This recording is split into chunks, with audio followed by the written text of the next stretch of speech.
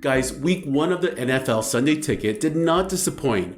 We had drama all over the early afternoon games, but the one in Cincinnati clearly took the cake.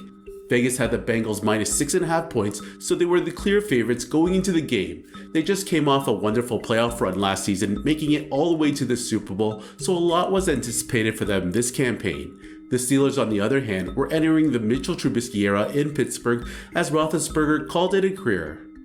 So before we jump to the insane ending that just happened, I'm going to give you a quick rundown of what happened leading to the fourth quarter and overtime drama. Pittsburgh could not have asked to be in a better position going to the half after taking a commanding 17-6 lead. Joe Burrow struggled mightily and was uncharacteristically turning the ball over as he had one of the worst first half performances in NFL history. In the first half alone, Burrow threw 3 picks, one that was ran for a touchdown, and a lost fumble. Things got so bad for Joe that he couldn't even find the end zone at the end of the half when he started at the Pittsburgh 4-yard line on 1st and goal. Late in the third, Cincy would pull one back after Joe Burrow connected with Tyler Boyd for a score. In the fourth, Pittsburgh extended their lead to 6 after a Boswell field goal, so which now brings us to inside the 3-minute mark of the game.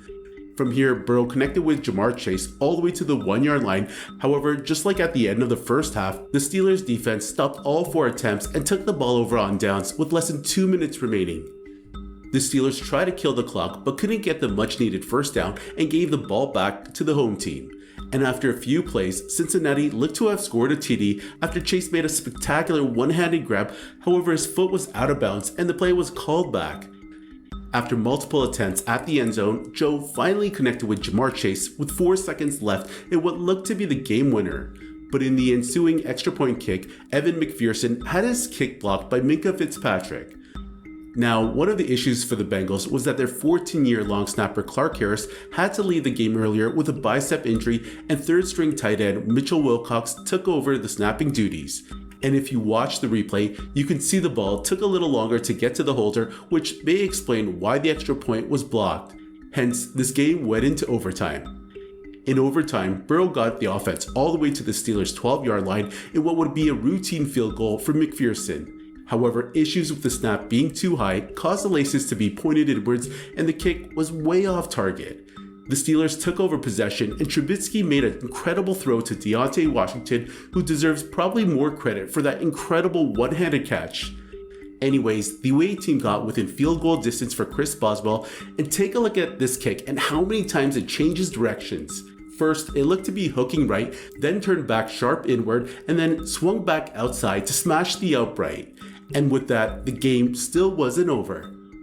On the Bengals' next possession, they looked to have gotten within field goal range, however ended up having to punt the ball after Joe Burrow fumbled the ball for the second time in the game. And this is where there was a lot of controversy because when Cincy was about to punt the ball, they didn't even run out the clock and gave the Steelers an additional 15 seconds. This was clearly a coaching blunder and poor clock management, as it was ultimately the deciding factor in overtime. Pittsburgh were scrambling to get within field goal range before Boswell kicked the winner with only 5 seconds remaining. Anyways, this game was one for the ages and an AFC North classic, and it really threw a curveball on which team is going to come out on top this season. At the end of the day, Pittsburgh still has a solid D and a strong group of That's unforgettable season opener. And the Steelers out. A little bit of rust from the offseason. I wouldn't read too much into this game. Burrow showed a lot of poise to put his team in a position to win the game, and not just once, but twice.